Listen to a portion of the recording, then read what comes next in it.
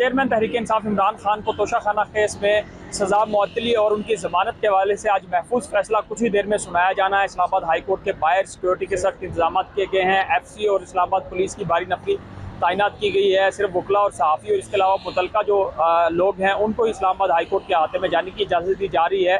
इसके अलावा ये सख्त इंतजाम इस तनाजुर में भी किए गए हैं कि इमरान खान की सियासी ज़िंदगी का फैसला होने जा रहा है कि उनको ट्रायल कोर्ट ने तोशाखाना केस में 3 साल सज़ा सुनाई थी, 1 लाख रुपए जुर्माना सुनाया था और 5 साल के लिए उनकी नाअहली हुई थी। और उसमें अब कल गुज़श्ता रोज़ समाअतें मुकम्मल हो चुकी थी, दलाइल मुकम्मल हो चुके थे। तहरीक इंसाफ की तरफ से भी जो वकला थे लतीफ़ खोसा और दीगर उनके मुआवन वकील थे सलमान अकरम राजा, बैरिस्टर गौहर, उन्होंने अपने दलाइल मुकम्मल किए थे।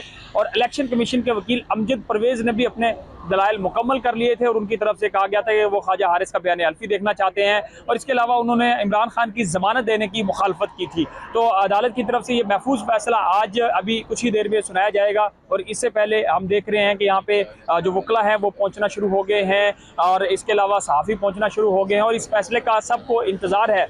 इस फैसले के तनाजुर में देखना ये होगा कि अगर इमरान खान की यहाँ से ज़मानत हो जाती है और उनकी सज़ा मुअत्तल हो जाती है तो फिर जो FIA की टीम गुज़श्ता रोज़ भी अटक जेल में पहुंची थी साइफर केस में उनकी गिरफ्तारी के लिए, आज अगर दोबारा इस तरह का कोई फैसला आ जाता है तो जो माहिर कानून है वो यही समझते हैं कि इमरान खान इतनी जल्दी जेल से बाहर नहीं आएंगे, उनकी किसी भी केस में गिरफ्तारी हो सकती है। साइफर केस में FIA की टीम एक्टिव बैठी है। इससे पहले शाहमूद कुरैशी भी गिरफ्तार हैं और उनका वो अब तक 10 रोज़ का जिस्मानी रिमांड भुगत चुके हैं। 14 रोज़ के लिए जिस्मानी रिमांड होता है। तो अब देखना ये होगा कि FIA इमरान खान को अपनी हिरासत में ले लेती है इस फैसले के बाद, तो फिर इमरान खान को कब अदालत में पेश किया जाएगा और वो साइफर केस में कब अदालत से कोई उनको रिलीफ मिलेगा, क्योंकि दीगर केसेस भी हैं जिनमें उनकी जमानतें खारिज हो चुकी हैं। और इसके अलावा एक अहम ये भी डेवलपमेंट है कि आज इस्लामाबाद हाई कोर्ट 6 मुख्तलिफ मुकदमात में चीफ जस्टिस जो है वो इमरान खान की जमानत के ऊपर केस सुनेंगे और 3 दहशतगर्दी की अदालत के मुकदमात है जिनमें उनकी जमानतें खारिज हो चुकी थी, वो भी 2 रुकनी बेंच जो है जो ऑलरेडी इमरान खान की रिहाई के हवाले से केस सुन रहा है वो भी सुनेगा। अगर इन 9 मुकदमात में भी इमरान खान की जमानत कर दी जाती है